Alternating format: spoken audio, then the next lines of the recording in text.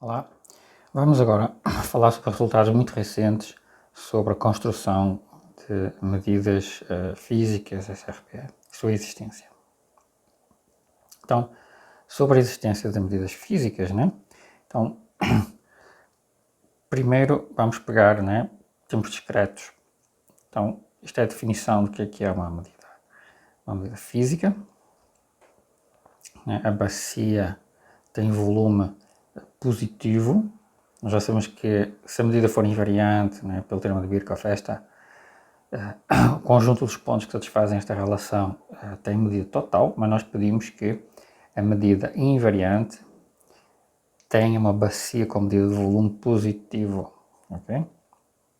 Então a questão é, será que para muitos sistemas a bacia das SRBs, né, cobre uma medida de Lebesgue total na variedade? Ou até, inclusive, será que existem essas medidas SRBs com bacia de volume positivo? Okay? Então, se eu tiver um conjunto, um sistema uniformemente hiperbólico, os trabalhos de Sinai, Roel e Bowen mostram uma afirmação, né, positiva para isso, a resposta é positiva. Nós sabemos que os atratores hiperbólicos sempre têm medidas SRP, que são medidas físicas. Para aplicações do círculo ou do intervalo, transformações diferenciáveis do círculo e intervalo, depois dos trabalhos de Jacobson e de Ljubic, transformações unimodais, existem exemplos e tem uma teoria muito completa. No caso, por exemplo, de termos transformações expansoras, que são um caso particular de hiperbólicas, né? Também temos uma única medida SRP, em variedades compactas. Então, em dimensões mais altas, fora do contexto uniformemente hiperbólico, o problema está essencialmente em aberto. Okay? Nós vamos dar uma condição suficiente para a existência de um número finito de medidas físicas, cujas bacias vão cobrir quase todos os pontos numa vizinhança de um atrator, mas não é muito claro quão abundantes são os sistemas que satisfazem esta condição. Então, vamos considerar isto aqui, atratores parcialmente hiperbólicos, em que a direção central é não uniformemente expansora. Então nós vamos tomar um conjunto parcialmente hiperbólico, que é um atrator, vamos tomar um conjunto invariante, parcialmente hiperbólico, tem uma direção estável, tem uma direção central que domina a direção estável, portanto temos uma decomposição parcialmente hiperbólica, e a direção estável é uniformemente contrativa, okay, como habitualmente, e nós vamos assumir que a direção centro-instável satisfaz esta condição. Okay? Lembra que esta condição ela não equivale, ela implica que vocês têm expoentes de Lyapunov positivos em todas as direções na direção central, né? Mas é uma hipótese um pouquinho mais forte do que os expoentes de Lyapunov. Okay? Isto vamos chamar expansão não uniforme ao longo da direção centro-instável. E vamos assumir que isto vale para um conjunto de medida de Lebesgue positiva de pontos. Okay?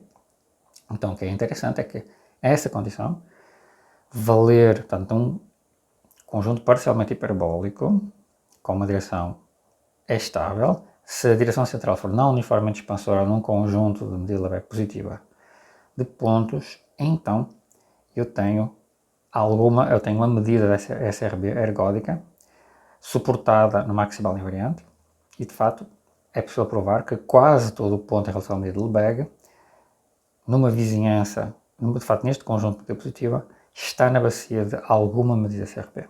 Okay? De fato, eu vou ter, na realidade, no máximo, um conjunto inumerável de medidas físicas SRP. Okay? É preciso usarmos que o tecido de automorfismo é C2, bom, de fato, pelo menos C1 mais alfa, porque parte da prova usa a teoria não uniformemente hiperbólica que nós falamos aqui neste curso. Okay? Para a prova deste resultado é suficiente ter a condição de expansão não uniforme num conjunto de Lebesgue positiva de algum disco transversal à direção contrativa. Okay? As medidas SRB, que são dadas por este teorema, são hiperbólicas, têm tantos expoentes Lyapunov positivos quanto a dimensão da direção central e têm tantos expoentes Lyapunov negativos quanto a dimensão da direção contrativa. Okay? Além disso, elas têm uma desintegração, têm medidas condicionais absolutamente contínuas ao longo das variedades instáveis de Pesin que vão existir QTP pela teoria que nós estudamos. Okay? Essas variedades estáveis de Pesin são tangentes à direção centro instável em quase todo o ponto. Mas, em particular, essas medidas são estados de U-Gibbs ou são medidas SRB também. Não é sabido, isso é uma conjectura, se a conclusão do teorema continua funcionando se eu substituir aquela condição para média, se eu substituir pela condição do lim sub do expoente Lyapunov. Okay? Ou seja, positividade de todos os expoentes Lyapunov na direção centro instável, se isto implica a existência da SRP nas mesmas condições, não sabemos. Portanto, o teorema usa uma condição mais forte, que é usar a média, não é, ao longo da órbita. Ok, então, observem que esta versão que está aqui e a versão que é usada no teorema são equivalentes quando eu tiver a direção centro instável unidimensional. Ok? Porque se a direção centro instável for unidimensional, então esta derivada ela é aditiva.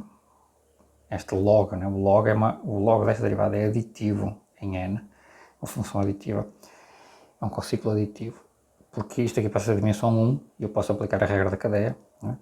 E sai diretamente que esta coisa fica aditiva, então isto é igual à média, porque simplesmente vale, né, a aditividade. Okay? Então se eu tiver que a direção centro instável tem dimensão 1, eu já consigo a equivalência destas duas coisas, mas em geral nós não sabemos se é verdade. Também sabemos que num conjunto de probabilidade total, né, a condição de expoente Lyapunov positivo vai implicar que a média, a condição na média, vale para algum FK, para alguma potência da K. Okay?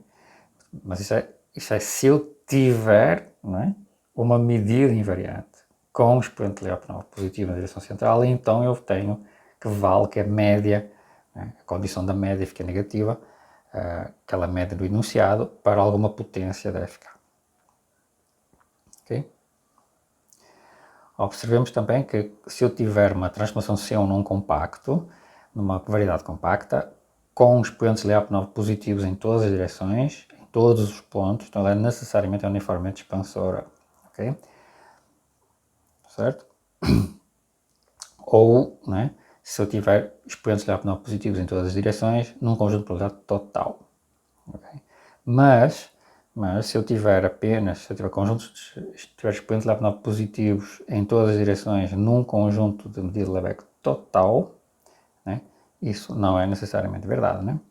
Porque, como consequência da prova do teorema que eu enunciei,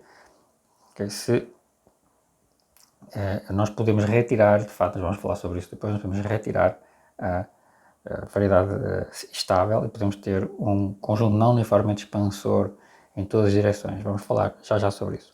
Como um corolário, se aquele limite que era negativo, se ele for estritamente negativo, se ele for menor ou igual que uma constante menor que zero, então, de fato, eu consigo provar que eu tenho um número finito de medidas físicas cujas bacias cobrem o conjunto H a menos da medida nula.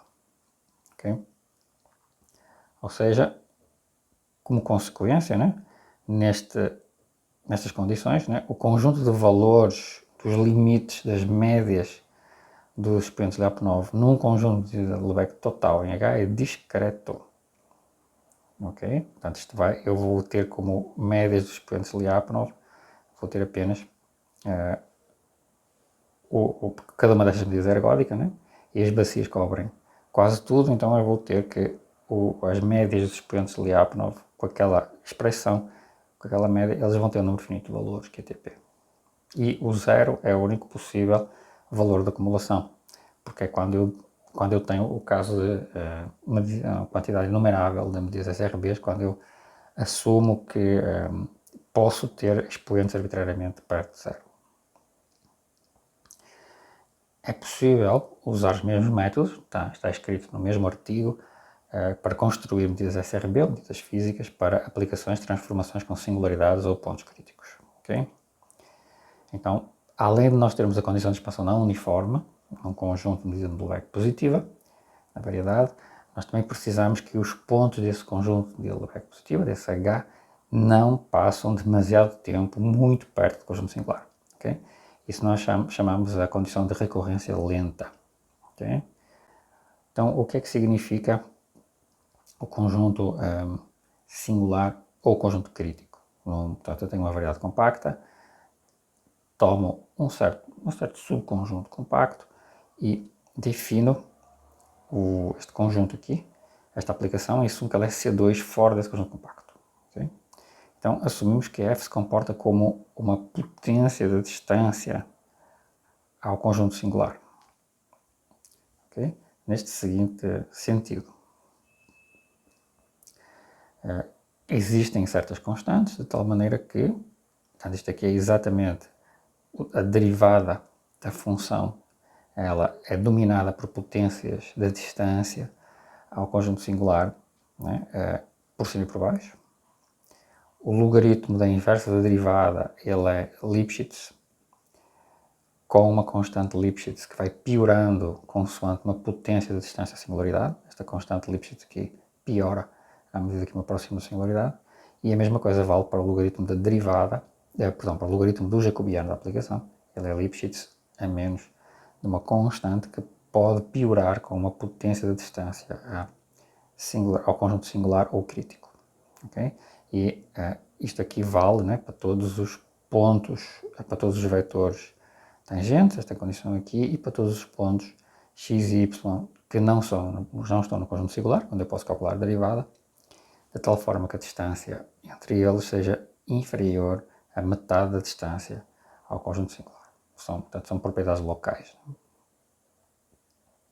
Então, neste contexto, no mesmo artigo anterior, se eu tiver, né, uma transformação como aquela ali, com um conjunto crítico ou singular que é dito não degenerado, e se eu tiver expansão não uniforme, ou seja, de novo, esta condição agora em toda a variedade, em vez de ser restrita só à direção central, é no espaço tangente inteiro, se eu tenho que isto vale QTP, ou nos pontos, né, da variedade, exceto a resposta singular, e se eu tiver a recorrência lenta ao conjunto, o que significa que, portanto, quando eu me aproximo do conjunto, né, eu faço essa aproximação com uma frequência muito pequena. Okay? Isto é a frequência de aproximações, isto é a aproximação, a cota de aproximação. Então, isto aqui fica pequeno. Okay? Então, nestas condições, quase todo o ponto pertence à bacia de alguma medida ergódica absolutamente contínua. Okay? Esta é uma condição de existência de medida invariante absolutamente contínua. Reparem que se eu tiver, por exemplo, uma transformação uniformemente expansora, eu vou ter que isto vai ser verdade para o primeiro iterado, por exemplo, né, para alguma norma. Portanto, esta condição é automática. E uma transformação não uniformemente, uma transformação uniformemente expansora não tem conjunto singular. Então, isto aqui é vazio, isto aqui também é completamente, esta condição é vazia. Portanto, as duas condições são automaticamente verificadas e isto tem como corolário, né, a existência de uma medida absolutamente invariante ergódica, absolutamente contínua para uma transformação uniformemente expansora, que nós já sabemos provar com métodos mais específicos da hipervelocidade. Né? Quando o conjunto singular é vazio, nós não precisamos da aproximação lenta, então temos que, se eu tiver uma aplicação, um diffie local, se eu tiver uma aplicação, né, um covering map, ou seja, uma aplicação de recobrimento, que é um diffie local de uma variedade compacta, que é não uniformemente expansora, então Lebesgue quase todo ponto está na bacia de alguma medida ergódica invariante absolutamente contínua. Se o limite da taxa de expansão média for afastado de zero, for estritamente afastado de zero, então o conjunto onde eu tenho expansão não uniforme é coberto pelas bacias de um número finito de medidas ergódicas absolutamente contínuas e invariantes. É coberta mesmo de medida nula. Okay. Medida de Lebesgue nula. Então, se eu posso, de fato, substituir esta condição por uma condição ligeiramente mais fraca, okay? Em vez de eu assumir que eu tenho lim sup negativo, posso só ter lim inf negativo e tenho as mesmas conclusões. Isto foi provado por Wilton Pinheiro em 2005. Okay? O paper podem ver na bibliografia desta apresentação, no final. Como é que a gente prova aqui estas ideias? Qual é a ideia principal da prova? Bom, a ideia é construir as medidas SRB, começando com um disco transversal à direção centro-instável, à direção estável, que intersecta H num conjunto de medida positiva. Então arranjo um disco transversal à direção estável que intersecta o H num conjunto de medida positiva restrito ao disco. Okay?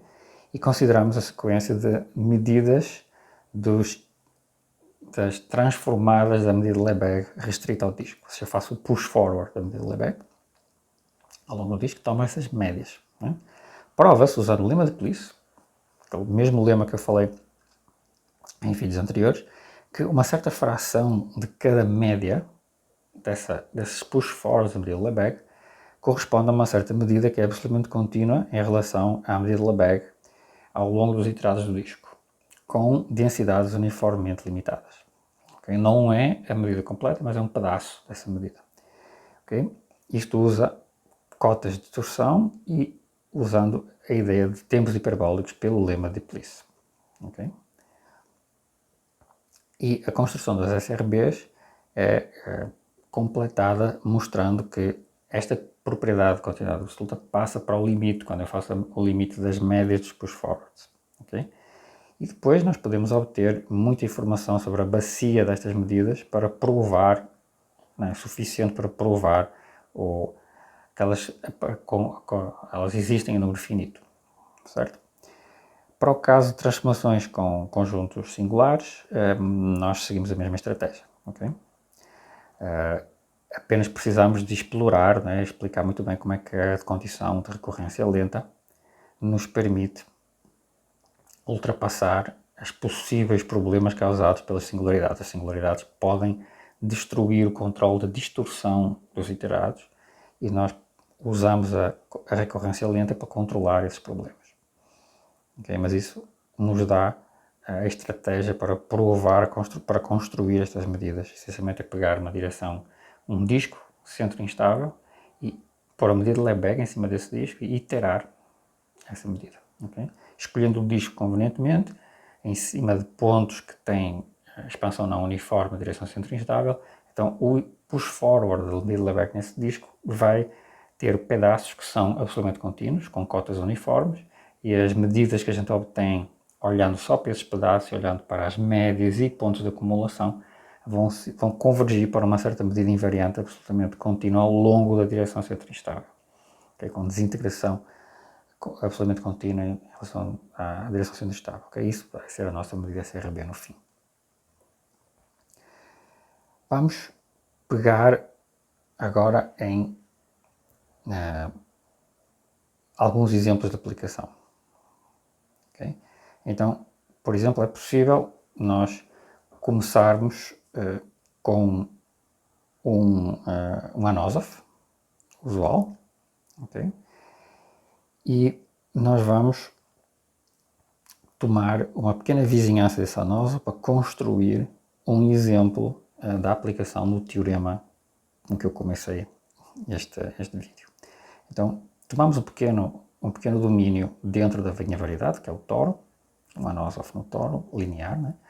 E eu sei que nesta pequena vizinhança eu tenho cones, tenho cone centro instável, cone centro estável, que são pode-se tomar cones muito fininhos em torno da direção estável e instável, ok?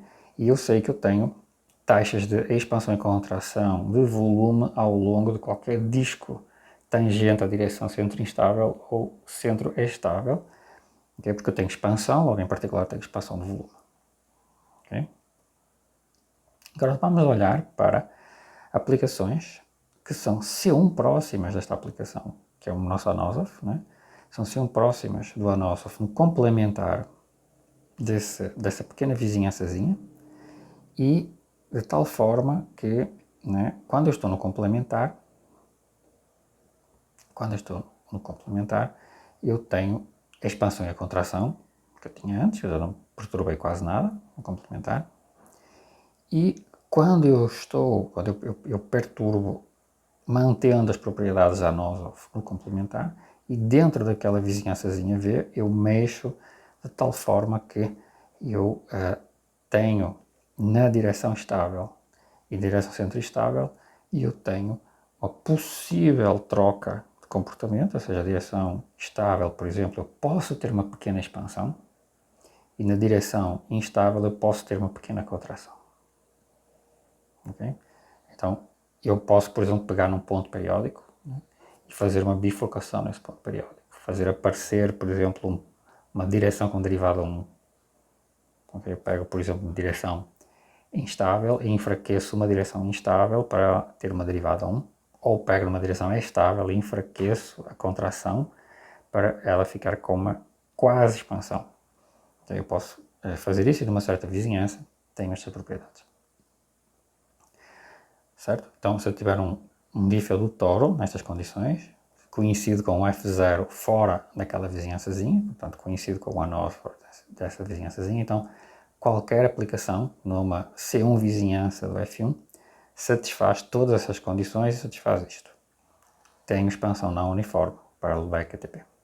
Okay? Isto é um teorema que está provado no artigo, né, que eu estou citando. Então, eu tenho aqui todo um conjunto aberto de exemplos. Né? Vamos pensar em aplicações não uniformemente expansoras. Então, da mesma forma, eu pego uma aplicação expansora e perturbo um pouquinho numa certa região.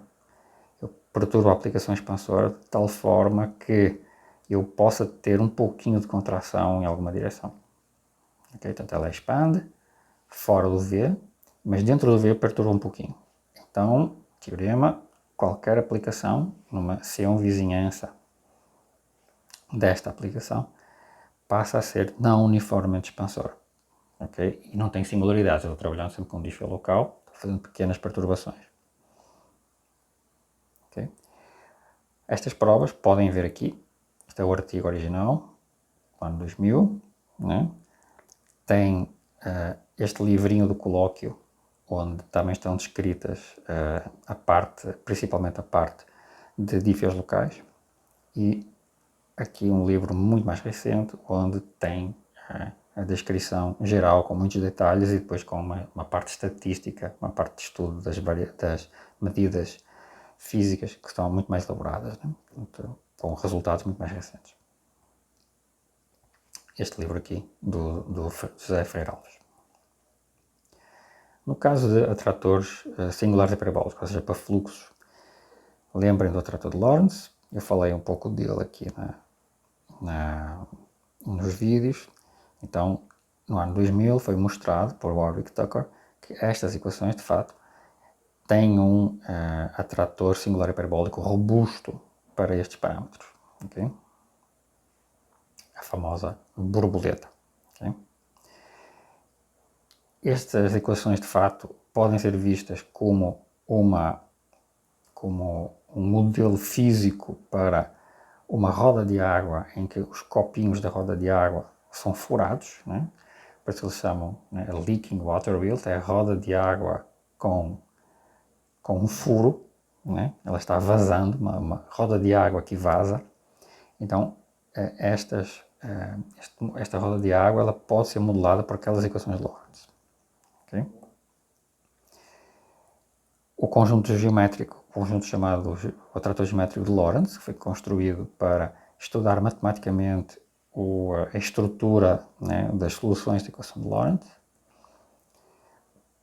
e foi provado que todos estes exemplos são são hiperbólicos singulares nos parâmetros identificados pelo Lorentz. Ou seja, eu tenho um atrator, um conjunto sumidouro, que é isto aqui, né? E ele tem uma órbita densa. Okay? E vamos assumir que o lambda também contém uma singularidade, okay, hiperbólica. Então o lambda vai ser um atrator singular, ou seja, um sumidouro que contém uma órbita densa e singularidades. Se eu perturbar um pouquinho o campo, né, para todos os campos serem próximos, eu continuo a ter um conjunto singular. Okay? A singularidade hiperbólica ela persiste e, claro, os atratores eles têm uma continuação topológica automática, porque se eu tenho o aberto U é enviado dentro dele mesmo, isso vale para um campo, né? Então vale para todos os campos próximos. Se este campo também for transitivo para todos os y sendo perto de x, okay? Então dizemos que o conjunto lambda é robustamente transitivo e singular. Okay? Então foi provado em 98, este artigo Morales Pacífico Pujals, que todos os atratores robustamente transitivos e singulares em dimensão 3 têm que ter esta estrutura. Eles têm que ter uma decomposição parcialmente hiperbólica, dimensão estável 1, dimensão central 2, a direção do campo está aqui, na direção central. Essa decomposição é parcialmente hiperbólica, tem contração da direção estável, temos dominação e temos que a direção central expande a área. Okay? Isso é o que se chama hiperbolicidade singular. Ou seja, perto de qualquer órbita regular, dentro deste atrator, nós temos esta figura, esta imagem da dinâmica local. Então eu tenho aqui a trajetória da minha órbita, ok? Tenho aqui a direção estável, onde eu tenho contração, em vermelho, e tenho a azul, que é a direção centro-estável, onde eu tenho expansão diária. Eu posso não ter expansão em todas as direções, mas eu tenho expansão diária. Okay? Então temos hipervelocidade parcial com expansão diária ao longo da direção central. As singularidades, além disso, elas têm que ser tipo Lorentz, elas têm que ter a mesma cara das singularidades de Lorentz. Têm que ser singularidades tipo Sella, né? Com uma direção contrativa mais forte, uma direção contrativa fraca, uma direção expansora, de tal forma que a direção expansora e a direção contrativa fraca, elas duas têm expoentes, têm taxas de contração que somadas são positivas, ou seja, o expoente na direção instável e o expoente na direção estável mais fraco somados são positivos. Isso significa que a área é expandida na direção centro-estável. Então, atratores singulares que têm estas condições chamam-se atratores singulares hiperbólicos. Okay? E eles sempre vão ter medidas físicas SRBs, okay? Que também são estados de Gibbs. Porquê? Bom, de novo, para fluxos, né? Isto é o que significa ser uma medida física. Então, este conjunto de pontos satisfaz isto aqui tem volume positivo. Portanto, é a noção natural generalizada, né, para fluxos, vindo da noção de medida física para transformações. Então, no resultado de 2008, se prova que se eu tiver um atrator singular hiperbólico, com fluxo C2, né, então o atrator lambda suporta uma única medida física, probabilidade invariante ergódica, né, hiperbólica, e cuja bacia ergódica cobre um conjunto de medida de Lebesgue total da bacia do atrator. Né? Entre todos os pontos que convergem para o atrator, quase todos em Lebesgue QTP, quase todos eles em relação a Lebesgue vão ser genéricos para a medida μ. Okay? Mas a μ, lembra, está suportada em lambda. Então a μ dá medida 1 ao lambda, mas o lambda, como é um atrator, tem, em regra, tem volume zero.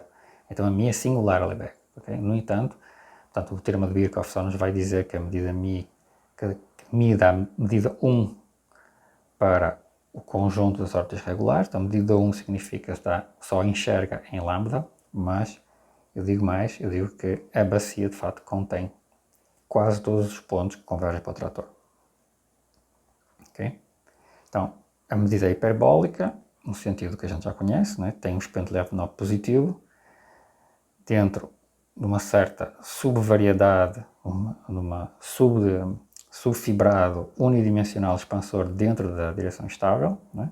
E tem um expoente negativo na direção contrativa, na direção estável. Okay? Então, isto é uma extensão para atratores singulares hiperbólicos do que a gente já sabe para atratores uniformemente hiperbólicos. Né? Isto é como se fosse uma extensão do resultado de existência de metafísica para uma peça básica atrator hiperbólica. Né? Okay? Só que estes conjuntos não são hiperbólicos porque eles têm singularidades acumuladas por órbitas regulares dentro do conjunto. Estados de Gibbs para estes atratores. Né? Bom, se o conjunto é C2, né?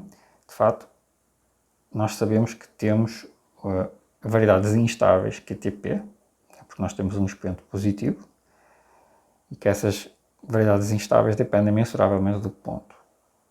Okay? Então, a ação do fluxo define uma variedade centro instável. Eu pego na variedade estável e levo pelo fluxo. Né? Eu tenho uma superfície centro que chama uma variedade centro instável. Essa variedade é tangente à direção instável mais a direção do fluxo, okay? Que é a direção centro instável neste caso. Então, dado um ponto regular, eu posso tomar S uma seção transversal. Okay? Tenho aqui a variedade estável, okay? A seção transversal, e aqui uma trajetória do campo e aqui trajetórias próximas dentro da variedade estável, que convergem para a trajetória inicial. Vamos considerar esta família de componentes conexas das direções centro instáveis do pezinho que interceptam a minha seção transversal. Okay? E agora o que nós vamos fazer é desintegrar a medida ao longo destas folhas, aqui destas interseções. Né? Reparem, estas folhas que eu tenho aqui desenhadas em 3D, né? São folhas centro instáveis, que são variedades instáveis fluídas, né? Transferidas pelo fluxo. Então, considero estas folhas, né? Cruzam esta seção S, a seção S pequenininha, considero estas folhas aqui. Certo? Isto chama-se uma vizinhança folheada de X. E agora eu desintegro a medida física nestas folhas. Né? Okay? Tendo aqui o mi chapéu a medida quociente nas folhas. E o que vai acontecer, a família de medidas quocientes, medidas condicionais, ela é absolutamente contínua em relação à medida de volume restrita a cada uma dessas folhas centro instáveis. Okay? E esta é a propriedade de Gibbs. Né? Então, o que nós temos para um atrator singular hiperbólico de um fluxo de um campo C2, tridimensional, a medida física satisfaz que o suporte está suportado no lambda, né? E é um estado de Gibbs. Tem uma desintegração em medidas condicionais absolutamente contínuas ao longo das superfícies centro instáveis. Né? E ainda por cima eu sei que o jacobiano, né? A derivada de Radon-Nikodym, as densidades ao longo dessas folhas centro instáveis são positivas, estritamente positivas, uniformemente limitadas por cima, QTP. Okay? E vamos obter de facto que vale a fórmula de entropia. Ou seja, porque eu posso aplicar aqui a fórmula de Pezzino. Tá? É possível provar que nós podemos aplicar a fórmula de Pezzino aqui. E a fórmula de Pezzino, né, vai nos dizer então que a entropia que corresponde à entropia do tempo 1 do nosso fluxo, a entropia do fluxo, a entropia métrica em relação à medida física, vai ser o integral do log dos expoentes do log da soma, né, da soma dos expoentes Lyapunov positivos, que neste caso coincide com isto aqui, porque este jacobiano, né, Este integral jacobiano nós sabemos pela regularidade, né, da composição dos elétritos, nós sabemos que isto aqui é a soma dos expoentes na direção central, e na direção central eu tenho o expoente positivo e tenho o expoente na direção do campo, que é 0. Então, isto aqui é o expoente positivo. Então, isto corresponde a ter isto aqui, sendo aqui o expoente positivo. Né? O Fz é a direção do expoente positivo. Okay? Então, estes resultados também valem, porque isto vale para um atrator singular hiperbólico e, portanto, vale em particular para o atrator de Lorentz e para os atratores geométricos de Lorentz, que são todos por construção, né? Porque isso, no caso, o original foi provado com uma prova assistida por computador e, no caso dos atratores geométricos de Lorentz, é da construção que eles são atratores robustamente transitivos. E observemos que atratores uniformemente hiperbólicos também satisfazem estas condições. Okay? De facto, para atratores hiperbólicos singulares ou atratores hiperbólicos, em geral, nós temos o seguinte, temos que uma medida é física, se só se ela é uma medida de Gibbs, se só se ela satisfaz a fórmula de entropia. Portanto, ela é física, se só se tem a desintegração absolutamente contínua ao longo das folhas instáveis, se só se ela satisfaz a fórmula de entropia. Okay? E, só para deixar bem claro que a hipervelocidade singular é de fato uma extensão da hipervelocidade uniforme, basta observar este lema aqui. Se eu tiver um atrator, um conjunto que tem uma decomposição hiperbólica singular, então todo o conjunto compacto invariante dentro desse lambda, que não tem a singularidade, todo o conjunto compacto invariante não singular dentro de lambda é automaticamente uniformemente hiperbólico. Em particular, se eu tiver um conjunto que é hiperbólico singular e não tiver singularidades, ele vira uniformemente hiperbólico. Então, temos aqui uma extensão da noção de hipervelocidade uniforme para fluxos com singularidades. Okay? Podemos estender estes resultados de atratores hiperbólicos singulares para apenas sumidouros. Eu posso retirar a hipótese de transitividade. Okay? Então, uma observação primeiro, que se a direção estável da definição de hipervelocidade singular for, em vez de ser dimensão 1, tiver qualquer dimensão finita, né, eu consigo fazer as provas todas iguais, né, desde que a direção central continue de dimensão 2. Okay? Então as provas não mudam. Okay? Então, esses casos chamo atratores hiperbólicos singulares, conjuntos hiperbólicos singulares de qualquer dimensão 2. Okay? Ou simplesmente hiperbólicos singulares, nós temos que manter a direção centro instável de dimensão 2, mas a direção estável pode ter dimensão qualquer. Okay? E vamos assumir esta condição em seguida. Okay? Então, se o resultado muito mais recente, então se eu tiver um conjunto, um sumidouro classe C2, para um fluxo C2, okay? Que é um sumidouro, não tem transitividade, ele é hiperbólico singular e é conexo numa certa região armadilha. Okay? Então, eu sei que este conjunto, o conjunto das medidas que satisfazem a fórmula de entropia, okay? Conjunto de estados de equilíbrio, né, em relação ao logaritmo de jacobiano central, este conjunto contém um número finito de medidas ergódicas, okay? Que são todas físicas e SRB. Okay? E de facto este conjunto, né, é o fecho convexo, né, destas medidas. Okay? O conjunto é o fecho convexo destas medidas. É conjunto das combinações lineares convexas dessas medidas físicas ergódicas. Okay? E além disso, a união das bacias dessas medidas ergódicas cobre, né, o conjunto armadilha, a bacia da tração topológica do nosso sumidouro é coberta QTP pelas bacias dessas medidas físicas e ergódicas. Okay? Como é que nós provamos isso? Né? Bom, a ideia para provar todos estes resultados é construir um conjunto de seções transversais para o fluxo.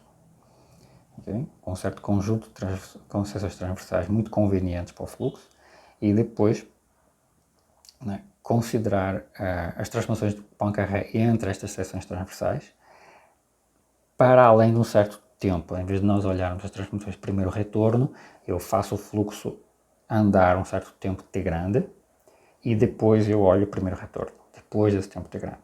Então isto garante, quando o t for suficientemente grande, isto garante que a transformação de retorno é hiperbólica por pedaços. Okay? Ela não é hiperbólica global, mas ela tem pedaços. Ela é hiperbólica a menos de umas certas linhas singulares. Como eu tenho uma foliação suave, estável, na vizinhança do atrator, porque eu tenho uma foliação estável, né, no início, por causa da hipervelocidade parcial, significa que esta transformação de Poincaré pode ser projetada numa aplicação que é expansora por pedaços e unidimensional, okay? De fato com um número finito de ramos. Então, eu pego na transformação de Poincaré, projeto ao longo das folhas estáveis, quociente nas folhas estáveis, e vou obter uma transformação expansora por pedaços unidimensional. Para essas transformações, né, eu sei que se ela for suficientemente suave, suficientemente diferenciável, nós temos um número finito de medidas invariantes ergódicas absolutamente contínuas. Okay? E a partir daí, no quociente eu tenho medidas invariantes absolutamente contínuas, eu posso construir a partir daqui uma medida física para o fluxo. Okay? Do mesmo jeito que se faz, por exemplo, no atrator geométrico de Lorentz. Okay? Então, a transformação de retorno, né, pode de fato ser escrita como um produto semidireto, okay? Um skew product, com a base expansora por pedaços e com folhas contrativas, as fibras são contrativas, okay? Como no caso do atrator geométrico de Lorentz. E, portanto, isto permite a construção de variedades instáveis locais, né, em quase todos os pontos, usando o próprio produto semidireto, usando a Skew Product. Eu posso fazer uma construção quase na mão, né, disso aí. Isso me permite mostrar a existência das seções, das folhas instáveis com decomposição, com desintegração absolutamente contínua. Okay? Isso é uma construção feita explícita, nesse caso, em vez de eu usar a teoria de Pezzini em abstrato. Okay? Como referências bibliográficas destes resultados, tenho aqui um livro meu com a autoria com Maria José Pacífico, que fala sobre estes assuntos de fluxos hiperbólicos singulares, e o paper Álgebra Bonatti-Viana, meus artigos com Melbourne, em que eu trabalho sobre a suavidade da foliação estável, sobre propriedades estatísticas de atratores hiperbólicos singulares, o meu trabalho com Maria José Pacífico, Henrique Pujalas e Marcelo Viana para construir as medidas físicas para atratores hiperbólicos singulares, o trabalho com a Andressa e a Edvan Trindade, que foram meus alunos de doutorado, sobre propriedades estatísticas de sumidores hiperbólicos singulares. Há mais um trabalho com o Melbourne e o livro, né? O livro com a Maria José Pacífico. Aí o artigo de Wilton, okay, que prova aqueles resultados mais fracos sobre a construção de medidas SRB, mesmo assumindo a condição de expansão não uniforme mais fraca. Okay? Então, todos estes assuntos muito mais recentes mostram que a teoria, portanto, usa-se parte da teoria que nós vimos, a teoria de Pezzini, a teoria não uniformemente expansora, ela se aplica a muitas circunstâncias novas e tem muitos problemas em aberto e que podem ser explorados por vocês usando estas ferramentas. E eu espero que estes vídeos e esta disciplina, né, esta matéria, ajude vocês em alguma parte dos trabalhos de tese de vocês, que eu espero, né, que vocês avancem muito durante o meu curso.